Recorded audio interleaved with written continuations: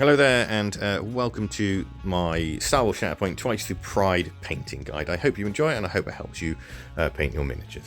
As you can already see, I sprayed everything black. I use Colour Forge's matte black, but sometimes it doesn't always get in the areas, so I took this time to tidy up all the areas that the spray missed. Once that was done, I used some Black Templar contrast paint to paint the boots, just to make the boots a little bit darker than the rest of the outfit. While that was drying, I went ahead and started work on Jango Fett. I used Mechanicus Standard Grey to paint his flight suit. After that, I used some Null Oil mixed with some Lamia Media and gave all the areas that I just painted a quick wash, just to really sell those shaded areas. While Jango was drying, I moved back to Count Dooku, and I started to use some Corvus Black to layer up any areas of cloth that are going to be black. Then, using a 50-50 mix of Eshin Grey and Corvus Black, I started to bring out the highlights a little bit more. I only went on the edges of the cloth, as I'm not a big fan of like very sharp grey highlights on black, and I want this to be as subtle as possible. And then I just used Eshin Grey by itself to do the very finer points of the cloth. With the black finished, I then moved on and started to use some Zandari dust on the inside of the cloak and his cummerbund around his waist. As I needed to do a couple of coats, it will take a little bit longer to dry, so I moved back to Jango Fett and I started to highlight his trousers with a mix of Mechanicus Standard Grey and Dawnstone. Then it's just Dawnstone by itself on all those edges to really make it look like it's caught the light. And with that layer, that'll be his jumpsuit done. Before I move on to doing the metals on the rest of the models, I went ahead and used some soft tone on Dooku's cloak and his cummerbund. While that wash dried, I started work on the metallics on the droids and Jango Fett using some Iron Hand steel.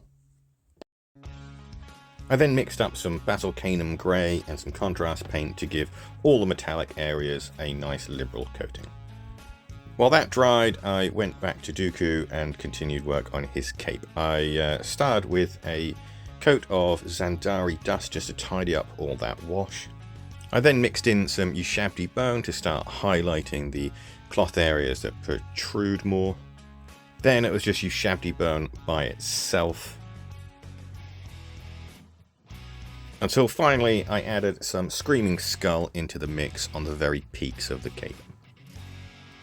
That gave enough time for the contrast wash to dry, so I went back to metallics and mixed in some Stormhost Silver to the Iron Hand Steel to start the highlighting progress. For Jango I painted it on, but for the droids I used a dry brush to highlight those areas a little bit quicker than I normally would. I then went and did a little bit of edge highlighting with Stormhost Silver by itself, just to make those details shine a little bit more. And as previously, I did another dry brush on these droids, but it was a very light dry brush, only trying to pick out the minor details. I then moved on to Jango's backpack using some XV88 base coat just to fill in the brown details, and mixed in a very small amount of Tower Light Ochre just to actually do the highlight. I then used some Thousand Suns blue to pick out those blue areas that was on Jango's backpack and his mask. After that I mixed some contrast paint and some Archelian green to do a quick wash over all the blue areas. I then started the fleshy areas of Count Dooku by using some Bugman's Glow on his hands and his face. And then used Reikland Flesh Shade to give all the areas a wash. While Dooku's flesh is drying, I went back to Jango and tidied up any areas with some Thousand Suns blue, followed by a Armor and Blue Thousand Suns blue mix just to start edge highlighting, Armor and Blue by itself, and finally some Temple Guard blue on its own just to do those very, very finer edges. I then used some Dryad Bark to paint all the straps and pouches on Jango Fett, and then gave it all a wash with some Army Painter soft tone. I then used some Abaddon Black to very carefully tidy up Jango's mask. While the rest of Jango dries, I went ahead and painted Dooku's eyes, starting with some Abaddon Black, then a bit of matte white where I painted the black, and then finally a quick dot to represent his pupil. With his eyes out of the way, I can then move back to his flesh, so I use some Bugman's Glow to brighten up all the areas except the recess shading. Then a mix of Cadian Flesh Tone and Bugman's Glow to start the main bulk of the flesh colour. Then it was just Cadian Flesh Tone by itself, followed by a mix of Cadian Flesh Tone and some Kislev Flesh on the finer points like the cheekbones, the eyebrows and the tips of the nose, plus the knuckles and things like that. Finally, it was just Kislev Flesh on its own, just to do the very, very, very finer points and tips of any areas that we just painted. I then painted Dooku's cloak corn red, and while that dried, I mixed some Dryad bark with some Karak stone to start highlighting Jango Fett's pouches. I then added a tiny little bit more Karak stone into the mix just to get the finer points of all the pouches and holsters. And with Jango now mostly out of the way, I think it's just his boots to finish. I used some Nuln oil on Count Dooku's cloak to paint in all the recess areas. While that wash dried, I started the Magna Guard's cloaks themselves using some grey cere. Now it took 3 coats because obviously I'm painting on black, but nice thin coats, and you'll get there in no time at all. I mixed some Basil Canum grey and some contrast paint again together just to get in those recesses and to give the cloak some shading. All that gave enough time for Dooku's cloak to finish, so I picked up the corn red again and tidied up all the shading area to make it a lot more neater. I then used some corn red mixed with some Wazdaka red to start picking out all those curves on the back of the cloak. And it was just Wazdaka red by itself on the very edges, followed by a tiny little bit of white mixed in with the Wazdaka red just to do the final points on the tips. It was at this stage I completely forgot to do Dooku's beard, so I went ahead and painted that with some grey cere, and then washed it with Basil Canum grey. This was a perfect time to get Dooku's lightsaber out of the way, so I gave it a coat of Mephiston red. I then mixed in some Evil Sun's Scarlet and ran it along the edges of both sides of the lightsaber, followed by Evil Sun's just by itself, just on the very, very bottom of the actual lightsaber itself, and then finally mixed in a little bit of white just to do that final tip.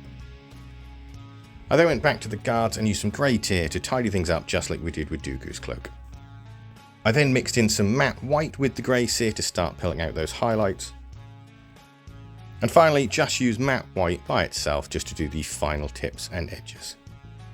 While I was doing that, I was also doing the exact same thing to Count Dooku's beard as well.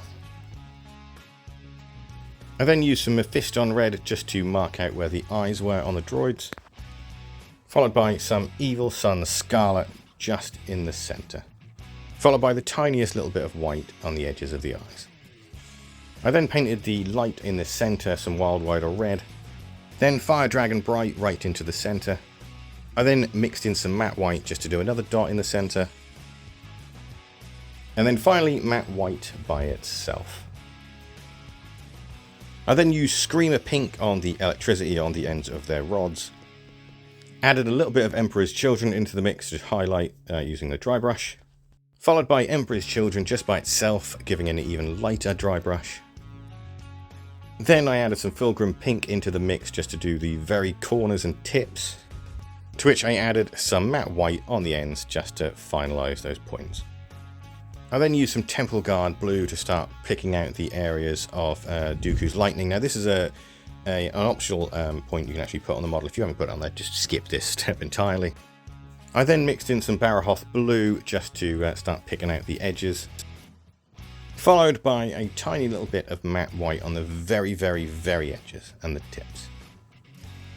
Then for the figures, before we move on to the bases, it was just a quick highlight on the shoes with some Corvus black. With the main models out of the way, we'll start with the bases. So it's some Dawnstone grey on all the areas of concrete, with an edge highlight of grey cere. I then used XV88 to paint the muddy areas, which was highlighted with some Tau Light Ochre. I then painted the bit of debris on Jango's base with some Iron Hand Steel, tidied up the rims of the bases with some Abaddon Black, and then finally an all-over wash with some watered down Agrax Earthshade.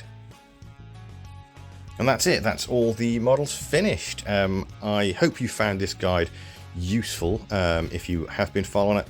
It took about 8 hours in total to complete. Really like these models from Atomic Mass. They're always really, really, really nice.